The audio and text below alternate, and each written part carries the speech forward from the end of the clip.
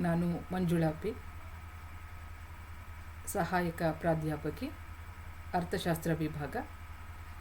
ನಾನು ಸರ್ಕಾರಿ ಕಲಾ, ವಾಣಿಜ್ಯ ಮತ್ತು ಸ್ನಾತಕೋತ್ತರ ಕಾಲೇಜು ಹಾಸನ ಇಲ್ಲಿ ಕೆಲಸವನ್ನು ನಿರ್ವಹಿಸ್ತಾ ಇದ್ದೀನಿ. ಇವತ್ತು ನಾನು ಲಾಭದ ಸಿದ್ಧಾಂತಗಳ ಬಗ್ಗೆ ಹೇಳ್ತಾ ಇದ್ದೀನಿ. ಲಾಭದಲ್ಲಿ ಹಲವಾರು ಸಿದ್ಧಾಂತಗಳಿವೆ. ಅದರಲ್ಲಿ ಕೆಲವೊಂದು ಸಿದ್ಧಾಂತಗಳನ್ನು ನಾನು ನಿಮಗೆ ಹೇಳ್ತೀನಿ. ಮೊದಲಿಗೆ ಗಂಡಾಂತರ ಲಾಭ ಸಿದ್ಧಾಂತ. ಈ ಸಿದ್ಧಾಂತವನ್ನು ಪ್ರತಿಪಾದಿಸಿದಂತಹ ಅರ್ಥಶಾಸ್ತ್ರಜ್ಞ FB ಹಾಲೆ.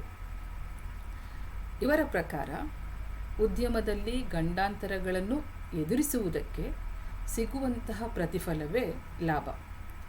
ಉದ್ಯಮದಲ್ಲಿ ನಾನಾ ರೀತಿಯ ಗಂಡಾಂತರಗಳಿರುತ್ತವೆ. ಯಾರು ಈ ಗಂಡಾಂತರಗಳನ್ನು ಎದುರಿಸಿಕೊಂಡು ಉತ್ಪಾದನೆಯನ್ನು ಮುಂದುವರಿಸಿಕೊಂಡು ಹೋಗ್ತಾರೋ ಅವರು ಮಾತ್ರ ಲಾಭವನ್ನು ಪಡೀತಾರೆ. ಉದ್ಯಮದಲ್ಲಿ ಲಾಭ ದೊರೆಯದೇ ಇದ್ದಿದ್ದರೆ ಉತ್ಪಾದಕನಿಗೆ ಪ್ರೇರಣೆಯೇ ಇರ್ತಿರಲಿಲ್ಲ. ಲಾಭ ದೊರೆಯುತ್ತದೆ ಎಂಬ ನಿರೀಕ್ಷೆಯಿಂದನೇ ಉತ್ಪಾದಕ ಗಂಡಾಂತರವನ್ನು ಎದುರಿಸಲಿಕ್ಕೆ ಮುಂದೆ ಬರ್ತಾನೆ. ಗಂಡಾಂತರಕ್ಕೆ ತಕ್ಕಂತೆ ಪ್ರತಿಫಲ ದೊರೆಯಲಿಲ್ಲ ಅಂತ ಹೇಳಿದರೆ ಅವನು ಪುನಃ ಗಂಡಾಂತರವನ್ನು ಹೊರುವುದಕ್ಕೆ ಮುಂದೆ ಬರುವುದಿಲ್ಲ. ಆದ್ದರಿಂದ ಗಂಡಾಂತರದ ಪ್ರಮಾಣ ಅಧಿಕವಾದಷ್ಟು ಲಾಭದ ಪ್ರಮಾಣ ಅಧಿಕವಾಗ್ತಾ ಹೋಗುತ್ತದೆ. ಒಟ್ಟಿನಲ್ಲಿ ಈ ಸಿದ್ಧಾಂತ ಗಂಡಾಂತರಕ್ಕೆ ಹೆಚ್ಚಿನ ಪ್ರಾಮುಖ್ಯತೆಯನ್ನು ನೀಡಿದೆ. ಗಂಡಾಂತರವನ್ನು ಎದುರಿಸಿಕೊಂಡು ಉತ್ಪಾದನೆಯನ್ನು ಮುಂದುವರಿಸಿಕೊಂಡು ಹೋದರೆ ನಾವು ಹೆಚ್ಚು ಲಾಭವನ್ನು ಗಳಿಸಬಹುದು ಎನ್ನುವಂಥ ಅಂಶವನ್ನು ಅದು ನಮಗೆ ತಿಳಿಸುತ್ತೆ.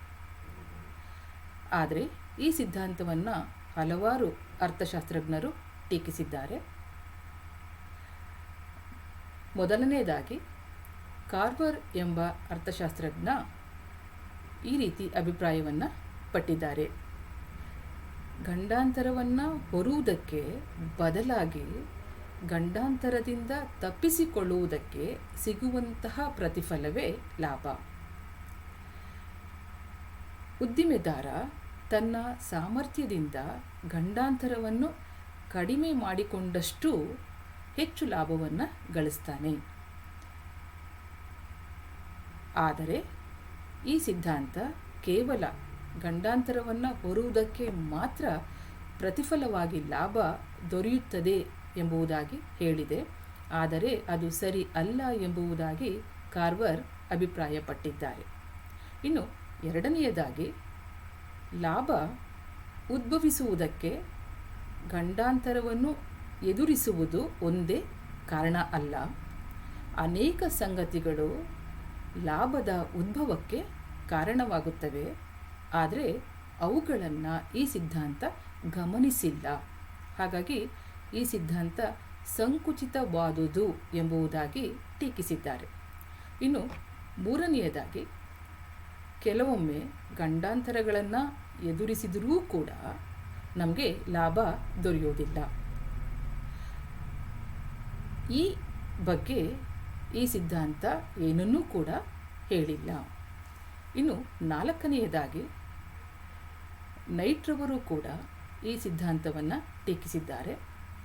ನೈಟ್ರವರ ಅಭಿಪ್ರಾಯದಲ್ಲಿ ಎಲ್ಲ ಗಂಡಾಂತರಗಳಿಗೆ ಲಾಭವು ಪ್ರತಿಫಲವಾಗಿ ದೊರೆಯೋದಿಲ್ಲ.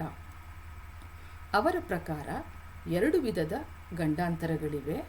ಒಂದು ನಿರೀಕ್ಷಿತ ಗಂಡಾಂತರ, ಮತ್ತೊಂದು ಅನಿರೀಕ್ಷಿತ ಗಂಡಾಂತರ.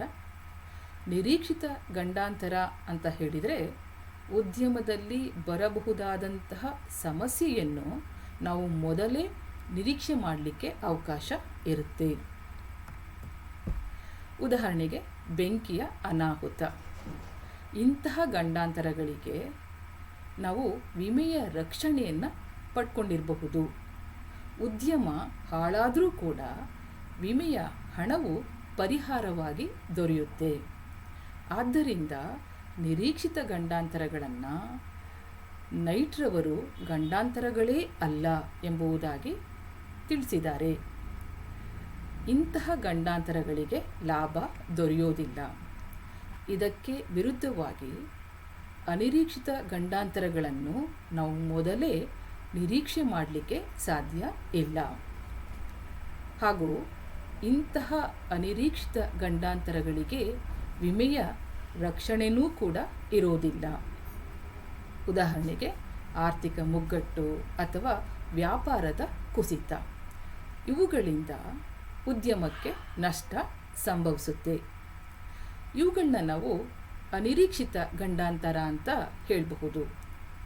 ಉತ್ಪಾದಕ ತನ್ನ ವ್ಯವಸ್ಥಾ ಮೇಧಾಶಕ್ತಿಯಿಂದ ಹಾಗೂ ದಕ್ಷತೆಯಿಂದ ಇಂತಹ ಅನಿರೀಕ್ಷಿತ ಗಂಡಾಂತರಗಳನ್ನು ಎದುರಿಸಿದಾಗ ಮಾತ್ರ ಅವನು ಲಾಭವನ್ನು ಪಡ್ಕೊಳ್ಳಿಕ್ಕೆ ಸಾಧ್ಯ ಎನ್ನುವಂತಹ ಅಂಶವನ್ನು ನೈಟ್ರವರು ತಿಳಿಸಿದ್ದಾರೆ. ಒಟ್ಟಿನಲ್ಲಿ ಹಲವಾರು ಟೀಕೆಗಳನ್ನು ಹೊಂದಿದ್ರೂ ಕೂಡ ಈ ಸಿದ್ಧಾಂತ ತನ್ನದೇ ಆದಂತಹ ಪ್ರಾಮುಖ್ಯತೆಯನ್ನು ಪಡ್ಕೊಂಡಿದೆ. ಗಂಡಾಂತರವನ್ನು ಎದುರಿಸಿದಾಗ ಮಾತ್ರ ಲಾಭ ದೊರೆಯುತ್ತದೆ ಎನ್ನುವಂತಹ ಅಂಶವನ್ನು ನಾವು ಅಲ್ಲಗಳೆಯಲಿಕ್ಕೆ ಸಾಧ್ಯ ಇಲ್ಲ. ಇನ್ನು ನಾವು ಅನಿಶ್ಚಿತತೆ ಹೊಣೆಗಾರಿಕೆಯ ಲಾಭ ಸಿದ್ಧಾಂತದ ಬಗ್ಗೆ ತಿಳ್ಕೊಳ್ಳೋಣ. ಈ ಅನಿಶ್ಚಿತತೆ ಹೊಣೆಗಾರಿಕೆಯ ಲಾಭ ಸಿದ್ಧಾಂತವನ್ನು ಪ್ರತಿಪಾದಿಸಿದಂತಹ ಅರ್ಥಶಾಸ್ತ್ರಜ್ಞ FH ನೈಟ್. ಇವರ ಪ್ರಕಾರ ಉದ್ಯಮದಲ್ಲಿ ಅನಿಶ್ಚಿತತೆಯನ್ನು ಸಹಿಸುವುದಕ್ಕೆ ದೊರೆಯುವಂತಹ ಪ್ರತಿಫಲವೇ ಲಾಭ.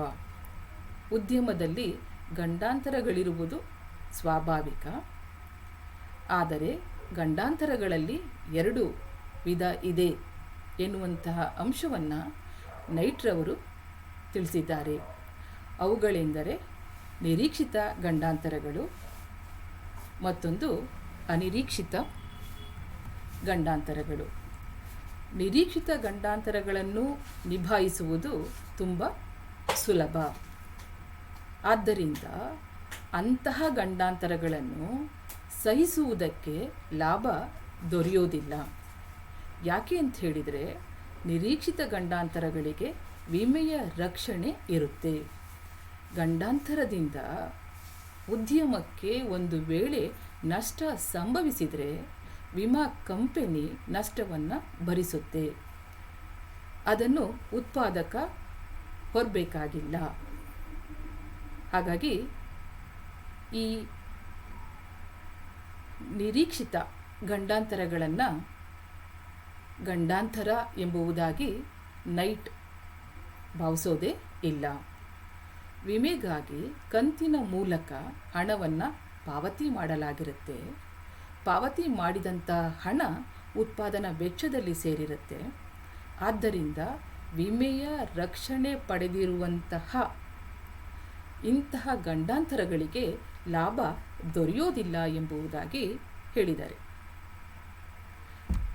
ಇನ್ನು ಇದಕ್ಕೆ ವಿರುದ್ಧವಾಗಿ ಕೆಲವು ಅನಿರೀಕ್ಷಿತ ಗಂಡಾಂತರಗಳಿರುತ್ತವೆ. ಇಂತಹ ಗಂಡಾಂತರಗಳನ್ನು ನೈಟ್ ಅನಿಶ್ಚಿತತೆ ಎಂದು ಕರೆದಿದ್ದಾರೆ. ಅನಿರೀಕ್ಷಿತ ಗಂಡಾಂತರಗಳು ಅಂತ ಹೇಳಿದರೆ, ಅನಿಶ್ಚಿತತೆಯನ್ನು ಸಹಿಸುವುದಕ್ಕೆ ಉದ್ಯಮಿಗೆ ದೊರೆಯುವ ಪ್ರತಿಫಲವೇ ಲಾಭ.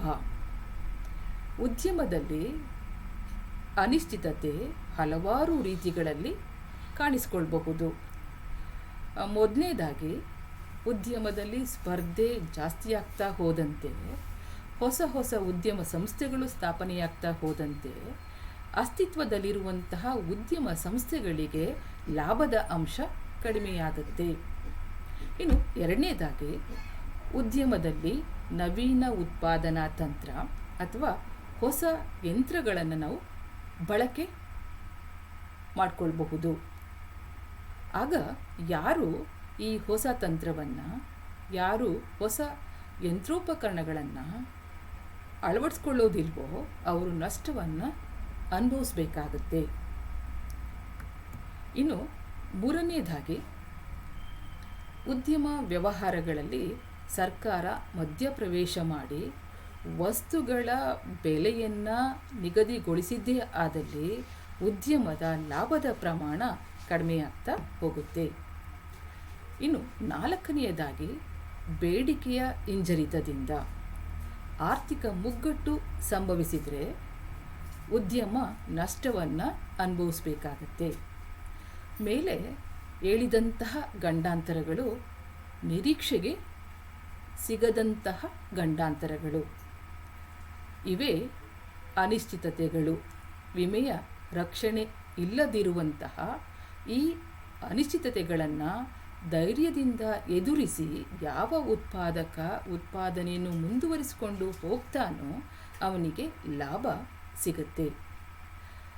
ಅನಿಶ್ಚಿತತೆಯ ಹೊಣೆಗಾರಿಕೆ ಮತ್ತು ಲಾಭದ ನಡುವೆ ನೇರವಾದಂತಹ ಸಂಬಂಧವಿದೆ. ಲಾಭ ಅಧಿಕವಾದಷ್ಟು ಉತ್ಪಾದಕ ಹೆಚ್ಚು ಹೆಚ್ಚು ಅನಿಶ್ಚಿತತೆಯನ್ನು ಹೊರಲಿಕ್ಕೆ ಮುಂದೆ ಬರ್ತಾನೆ. ಆದ್ದರಿಂದ ಈ ಸಿದ್ಧಾಂತದ ಮೇರೆಗೆ ಲಾಭವು ಗಂಡಾಂತರವನ್ನು ಸಹಿಸುವುದಕ್ಕೆ ಸಿಗುವ ಪ್ರತಿಫಲ ಅಲ್ಲ, ಬದಲಾಗಿ ಅನಿಶ್ಚಿತತೆಯನ್ನು ಹೊರುವುದಕ್ಕೆ ಸಿಗುವಂತಹ ಪ್ರತಿಫಲ ಎಂಬುದಾಗಿ ಅಭಿಪ್ರಾಯ ಪಟ್ಟಿದ್ದಾರೆ. ಒಟ್ಟಿನಲ್ಲಿ ನೈಟ್ರವರು ಅನಿರೀಕ್ಷಿತ ಗಂಡಾಂತರಗಳನ್ನು ಅನಿಶ್ಚಿತತೆಗಳು ಎಂಬುದಾಗಿ ಹೇಳಿದ್ದಾರೆ. ಈ ಅನಿಶ್ಚಿತತೆಗಳನ್ನು ಸಹಿಸುವುದಕ್ಕೆ ಪ್ರತಿಫಲವಾಗಿ ಲಾಭ ದೊರೆಯುತ್ತದೆ ಎನ್ನುವಂಥ ಅಂಶವನ್ನು ತಿಳಿಸಿದ್ದಾರೆ. ಈ ಸಿದ್ಧಾಂತವೂ ಕೂಡ ತನ್ನದೇ ಆದಂತಹ ಹಲವಾರು ಟೀಕೆಗಳನ್ನು ಒಳಗೊಂಡಿದೆ.